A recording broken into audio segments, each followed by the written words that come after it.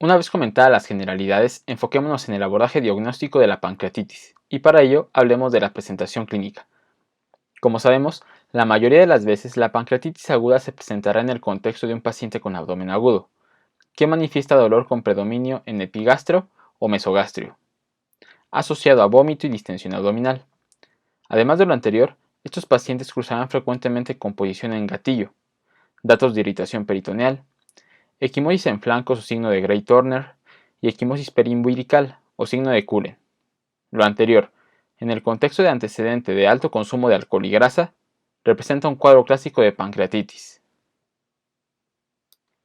Una vez realizada la sospecha clínica, debemos hacer un diagnóstico diferencial con otras causas de dolor epigástrico o mesogástrico, y entre los principales diagnósticos diferenciales a descartar destacan la dispepsia, la colangitis, la colecistitis y la hepatitis, así como también otros cuadros como cetoacidosis diabética, síndrome de oclusión intestinal e infarto agudo de miocardio.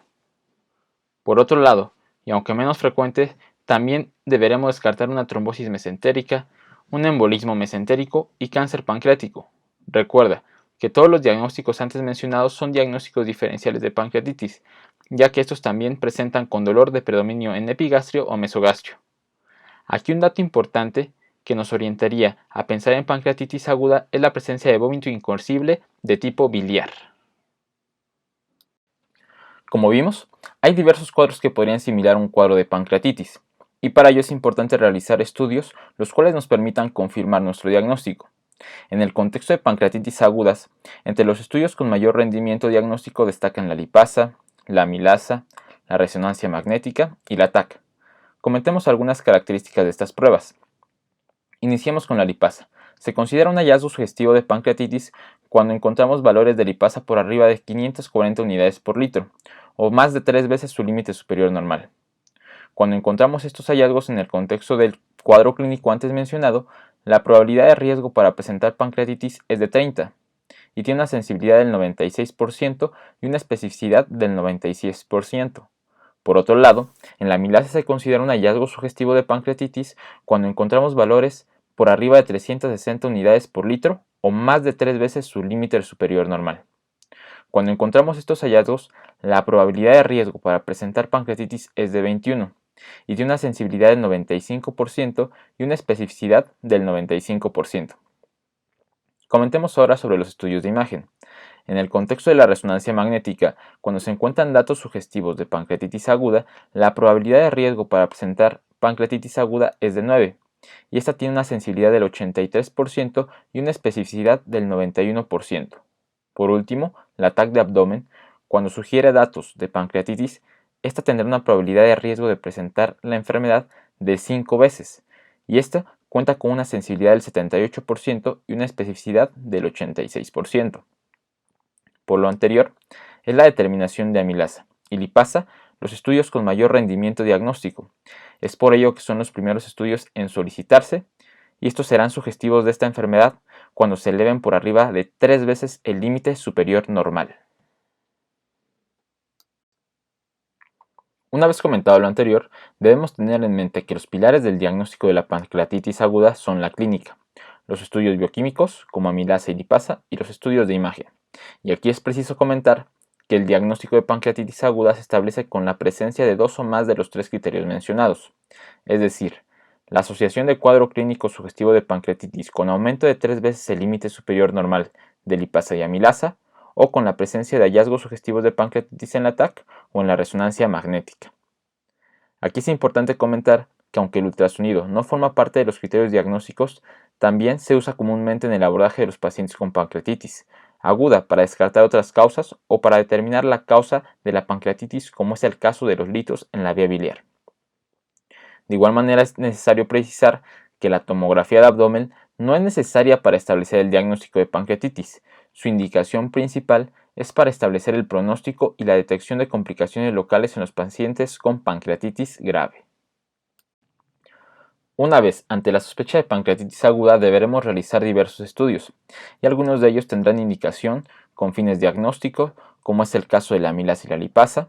Otros tendrán fines diagnósticos y determinación de etiología, como es el ultrasonido, la TAC, la resonancia magnética, los niveles de triglicéridos, las bilirrubinas y la fosfatasa alcalina, y otros tendrán valores pronósticos, como es el caso de la biometría hemática, la glucosa, la AST, LDH, los electrolitos, el BUN y la creatinina. Por lo anterior, en todo paciente con sospecha de pancreatitis aguda hay que solicitar esta batería de estudios. Dichos estudios son de vital importancia, ya que además de lo comentado nos ayudarán a determinar si hay o no la presencia de complicaciones, lo cual nos habla del pronóstico. En general, podemos dividir a las complicaciones en complicaciones sistémicas y locales. Entre las complicaciones sistémicas destacan la presencia de falla renal aguda o respiratoria o la presencia de SIRA, síndrome compartimental, íleo, infarto intestinal, coagulación vascular diseminada y trombosis mesentérica. Por otro lado, en las complicaciones locales destacan la presencia de necrosis pancreática, absceso pancreático, pseudoaneurismas de las arterias pancreáticas y pseudoquiste. Una vez realizado el diagnóstico y solicitado los diversos estudios, es importante estadificar a nuestro paciente, ya que en función de la severidad se modificará el tratamiento, permitiéndonos establecer qué pacientes se beneficiarán de tratamiento en sala general y qué pacientes se beneficiarán de tratamiento en unidad de cuidados intensivos. De acuerdo a la clasificación de Atlanta, podemos clasificar a nuestros pacientes en pancreatitis leve, en pancreatitis moderada y en pancreatitis grave. Se considera como pancreatitis leve a aquellos pacientes sin falla orgánica, sin complicaciones locales ni complicaciones sistémicas. Por otro lado, se considera pancreatitis moderada a aquellos pacientes que cursan con falla orgánica por debajo de las 48 horas, a aquellos pacientes que presentan complicaciones locales y a aquellos con exacerbación de la comorbilidad de base. Y por último, se consideran pancreatitis grave a aquellos pacientes que tengan falla orgánica persistente con duración mayor a 48 horas, asociados a la presencia de complicaciones locales y con exacerbación de la enfermedad de base. Aquí es importante remarcar que se considera como complicación local a aquellos pacientes con necrosis pancreática, aquellos pacientes con necrosis peripancreática, aquellos pacientes con abscesos y en aquellos pacientes con pseudoquiste.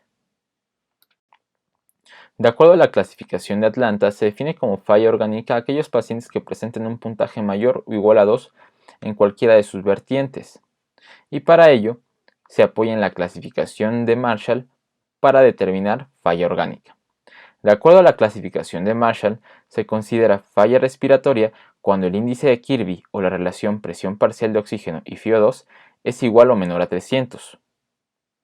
Por otro lado, se define falla renal cuando la creatinina es mayor o igual a 1.9.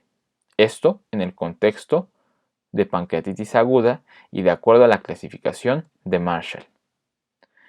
Y también la clasificación de Marshall define falla cardiovascular cuando la presión sistólica es menor a 90 y cuando no responde a líquidos.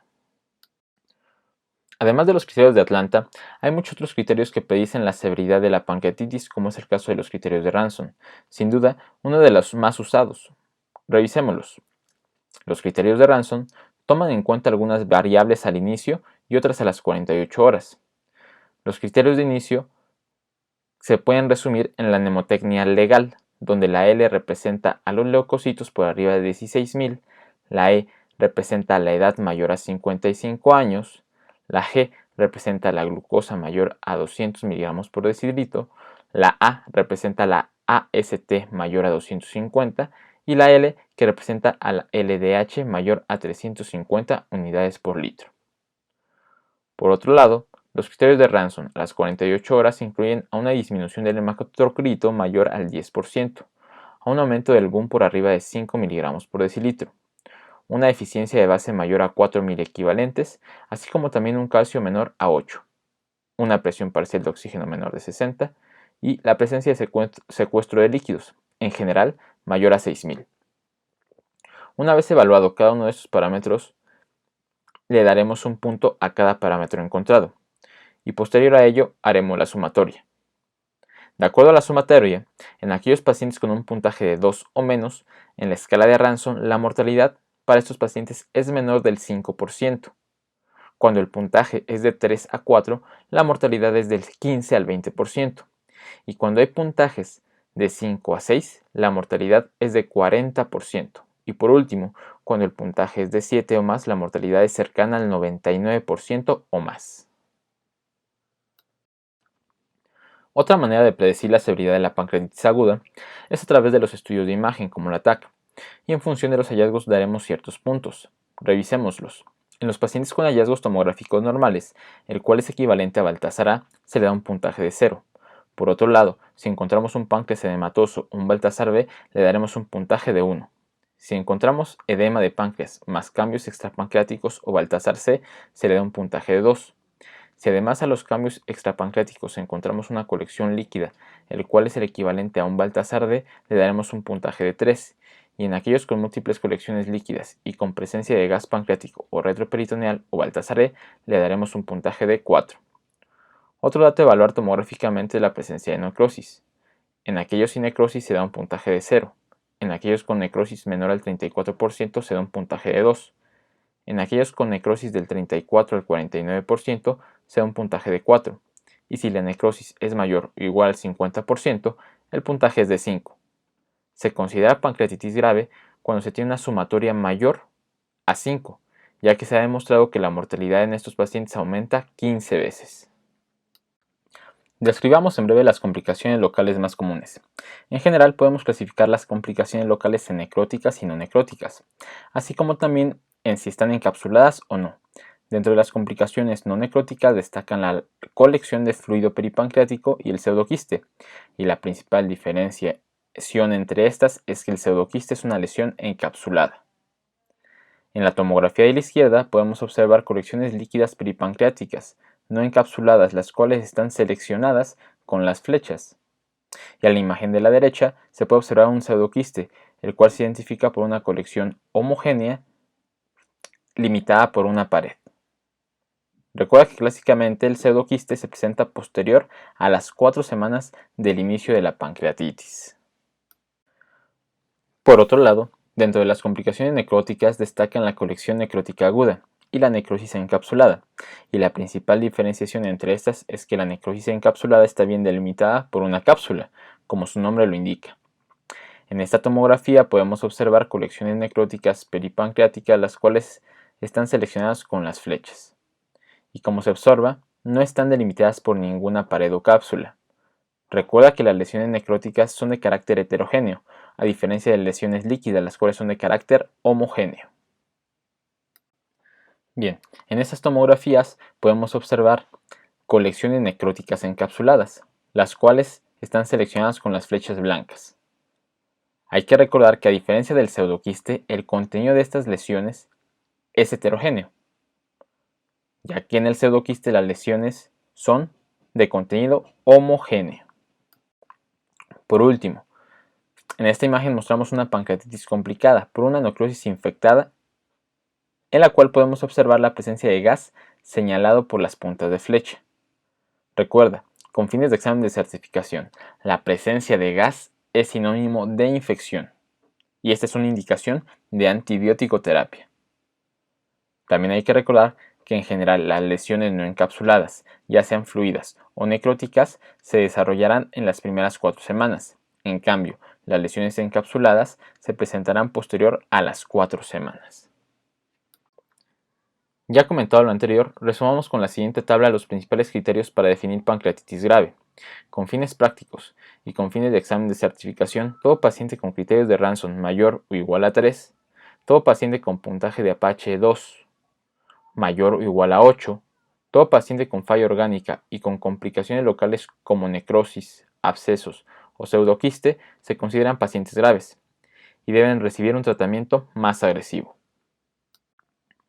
Bien, una vez hecho el diagnóstico de pancreatitis grave, hablemos de su tratamiento. Un pilar en el tratamiento de estos pacientes es la rehidratación IV.